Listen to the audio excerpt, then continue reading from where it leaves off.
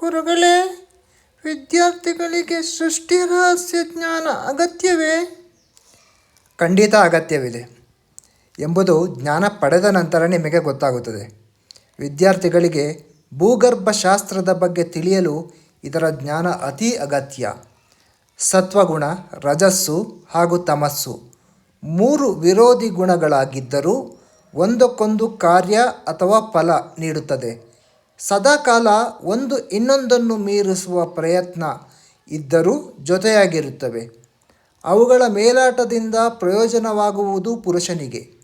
ದೀಪದ ಉದಾಹರಣೆಯನ್ನೇ ತೆಗೆದುಕೊಳ್ಳಿ. ಎಣ್ಣೆ, ಬತ್ತಿ ಮತ್ತು ಬೆಂಕಿ ಪರಸ್ಪರ ವಿರೋಧಿಗಳಾಗಿದ್ದರೂ ಬೆಳಕು ನೀಡುತ್ತವೆ. ಹಾಗೆ ಗುಣಗಳು ಸಾಮಾನ್ಯಾವಸ್ಥೆಯಲ್ಲಿದ್ದರೆ ಪ್ರಳಯ. ಸೃಷ್ಟಿಯಲ್ಲಿ ಏರುಪೇರಾದರೆ ಸಾಕು, ಸೃಷ್ಟಿಯ ಆರಂಭವಾಗುತ್ತದೆ. ಪ್ರಳಯ ಕಾಲದಲ್ಲಿ ಅವು ಸಮಾನ ರೂಪದಲ್ಲಿರುವುದೇ ಅದನ್ನು ಸ್ವರೂಪ ಪರಿಣಾಮ ಎಂದು ಹೇಳಲಾಗುತ್ತದೆ. ಎರಡು ಗುಣಗಳನ್ನು ತನ್ನ ವಶಕ್ಕೆ ತೆಗೆದುಕೊಂಡಾಗ ಸೃಷ್ಟಿ ಕಾರ್ಯವು ಆರಂಭವಾಗುವುದರಿಂದ ವಿರೂಪ ಪರಿಣಾಮಗಳು ಎಂದು ಕರೆಯುತ್ತಾರೆ. ಈ ಎರಡೂ ಸಂದರ್ಭಗಳಲ್ಲಿಯೂ ಒಂದು ಗುಣದಿಂದ ಮತ್ತೊಂದು ಗುಣವು ಹುಟ್ಟುತ್ತದೆ. ಗಮನಿಸಿ ನೋಡಿ. ಭೂಕಂಪ, ಸುನಾಮಿ ಅಥವಾ ಪ್ರವಾಹ ಅಥವಾ ದೇಶಕ್ಕೆ ದೇಶವೇ ಮುಳುಗಿ ಹೋಗುವುದು. ಇಂತಹ ಸಂದರ್ಭದಲ್ಲಿ ಆ ರಾಜ್ಯದಲ್ಲಿ ಗುಣಗಳು ಸಮಾನ ರೂಪದಲ್ಲಿ ಇರುವುದೇ ಕಾರಣ.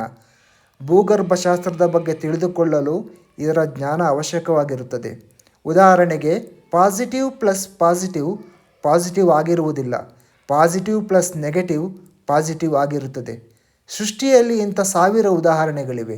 ನೀವೇ ಗಮನಿಸಿ. ನೀವು ಮದುವೆ ಆಗುವ ಹುಡುಗಿ, ಗಂಡು ಅಥವಾ ಹೆಣ್ಣು ನಿಮ್ಮದೇ ಗುಣದವರಾಗಿದ್ದರೆ ನಿಮಗೆ ಸಮಸ್ಯೆಯಾಗುತ್ತದೆ. ಅದೇ ನಿಮಗೆ ಕೋಪವಿದ್ದು ಅವರು ಶಾಂತವಾಗಿದ್ದರೆ ಆಗ ನಿಮಗೆ ಸುಖವಿರುತ್ತದೆ. ಇದೇ ಸೃಷ್ಟಿ ರಹಸ್ಯ. ಸಮವಿರುವ ಸಮಾನ ರೂಪದಲ್ಲಿದ್ದರೆ ಅಲ್ಲಿ ಪ್ರಳಯವೇ.